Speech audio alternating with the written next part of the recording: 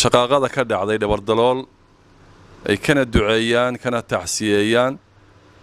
ergooyin iyo gurmadna ay u diraan marka waa ka xunnahay shilka ka dhacay Dabardalool inna lillahi wa inna ilayhi raaji'uun dadkii halka ku dhintay ehelka ahaa islaamka ahaa ilaahay ha u naxariisto intii dhimatay inta dhaawacantayna ilaahay subxaanahu wa ta'aala ha bogsiiyo dhibaatada halka ka dhacdayna waa khasaare aad iyo aad u liita oo aan fiicnayn oo xilli xun oo ramadaana oo waqtiga cibaadada ahayd dhacay aad iyo aad baan uga xunnahay waxaan u fadhinaa oo aan isugu nimid oo aanu aad iyo aad uga tiraysanahay beelaha walaalaha ee dhibaatadu ka dhex gaadhay ee dagaalku ku dhex maray Dabardalool marka hore waa ka tacsiyeynaa ilaahay waxaan ka baryaynaa wixii dhintay in ilaahay u naxariisto wixii dhaawacana ilaahay boogadhayo ilaahay saasaanu ka baryaynaa Soomaalida waxay tiraahdaa meesha dagaal ka dhaca baa leeyahay waa meesha aqligu ku dhamaadaa leeyahay dagaal wiil baa ku dhinta wiil sar kuma dhasho waxaanu leenahay dagaalkaas shuruud la'aan ha lagu joojiyo inay baaq nabadeed u diraan walaalahooda gacmaha isdhaafsaday ee ku nool aaga Taleex aaga Xudun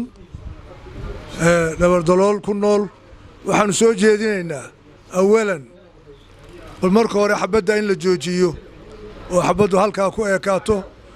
waxaanu u ducaynaynaa intii dhimatay in ilaahay u naxariisto intii dhaawacantayna ilaahay u boogadhayo in arintuna halkaa lagu soo afjaro tacsigu waxa weeye wixii dhintay ilaahay ha u naxariisto marka hore ilaahay ha u naxariisto wixii dhintay waxa dhaawacmayna ilaahay ha u boogadhado dhammaantood wax dambana ilaahay waxaanu ka baryaynaa in ilaahay uusan ayna ku dhiman in xabadda la joojiyo in wax xumaynta la joojiyo in wax garad ku tashado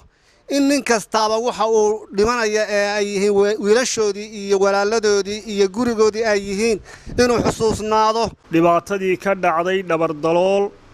labada raas ee walaalaha ah dhimashadii iyo dhaawicii dhexdooda gaadhay iyo colaada in ilaahay intii dhimatay u naxariisto inta dhaawacana ilaahay caafiyo inta nool ilaahay kala badbaadiyo ducada waa u nimid waxaan leenahay naftu mudday iska leedahay qadar ilaahay baa dhacay ha lagu samro colaada ha la joojiyo